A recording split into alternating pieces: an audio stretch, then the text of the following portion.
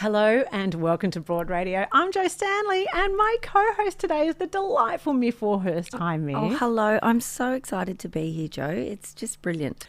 So when it comes to climate change, of course, many of us, I think, are feeling a little bit helpless, and there's a lot of anxiety around that. And it feels like, we recycle our plastic, we separate our rubbish, we do all that kind of stuff. But does it actually do anything? My husband's always saying, oh, it just all goes into landfill anyway. So one couple in Melbourne actually decided to do something about it, which is I love. They founded Precious Plastic Melbourne, and one half of that couple joins us now, Kayla Mossuto. Good morning, Kayla. Good morning. It's lovely to see you. So, I didn't realise that precious plastic is it's a sort of a movement, a worldwide movement. Can you explain that? Yeah, so it started in the Netherlands from a Dutch designer called Dave Hackens. So he essentially came up with this concept and designed a range of small-scale recycling machines and released the plans open source. And it's really helping people to take recycling into their own hands. So I guess branches are popping up all around the world. It's really interesting. Australia has been maybe a little slower to kick off, but what we're trying to do here essentially is lead the way for the micro recycling industry and really, make it really accessible and really easy for people to get started. Yeah, it's incredible. When I go shopping now, I see items made, you buy a pair of bathers and they'll say this has been made out of plastic bottles. And I'm like, oh my God, that's an incredible development in how we're living at this moment. But what is it that you're doing with your plastics? Like, which plastics are you recycling, and then how do you decide to then turn it into a particular product? What's your goal here? Our main focus is very much on traditionally hard to recycle plastics. So one resource stream that we use quite a bit, for example, is bottle tops. Bottle tops can be problematic in industrial recycling settings because they're too small and they fall through the machinery. So we work with a national volunteer organisation that collect lids and donate them to us. They're called Lids for Kids. So that's our buckets of pre-shredded plastic. So that comes in and we recycle those into new products. Another thing that we really want to focus on is creating functional products. So we don't want to create trinkets or anything like that. We're making sure that the products that we're creating are really useful and have a really good place in society. We also build small-scale recycling machinery, and we encourage the people that are using those machines to look for, a gap in their community or organisation that they can fill. So when they're recycling, we're encouraging them to create functional products as well. So I love this, that you basically make the machinery that we could then, as a community, set up a micro recycle plant that we could then, see recycling happen before our very eyes.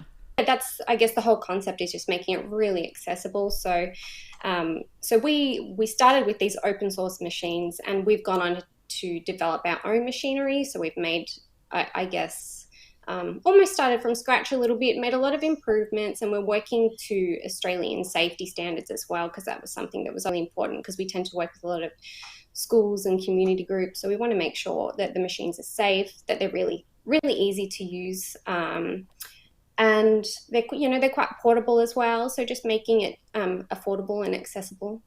It's amazing. It sure is. And we have some of your recycled products here, which these are little soap dishes, although you could use them for your knickknacks, your earrings, anything you like. And it's beautiful. They look fabulous. Yeah, they're amazing. So, is there any limit to what you can make out of recycled plastic?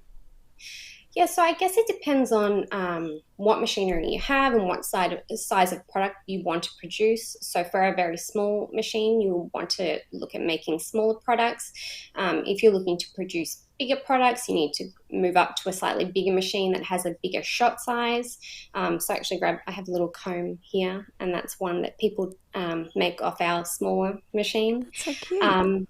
Yeah, and then, there's just, I guess it really depends on which machine you use, depending on which product you want to make. There's different functionalities. And then looking at the type of plastic that you're using, obviously that impacts things as well. So we've done a lot of learning. We don't have a background in plastics.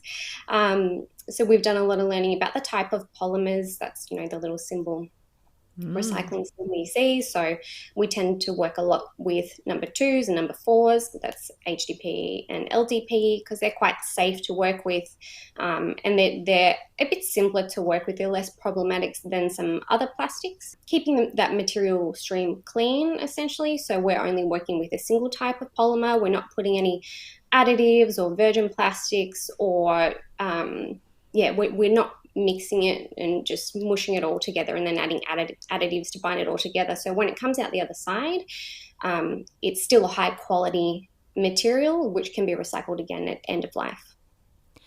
Kayla, you've said you had no experience, no background in this, didn't know what you were doing, and yet here you are, you've done it. Was that like climbing a mountain, or was it something that you really enjoyed the process of working it through? Like that's the thing. We were talking earlier. I have great ideas, but I don't follow through if I've got absolutely no experience. Whereas you've done that. How did you do that? My husband and I founded the business together, and I guess we've just really nerded out on the subject of plastic. And we like to talk about getting excited about waste, and I think we have this interesting, I guess, background and varied skill set. My background is creative. I worked in advertising as a designer, and my husband's just a nerd. I guess. Don't tell him I said that. That's just between us.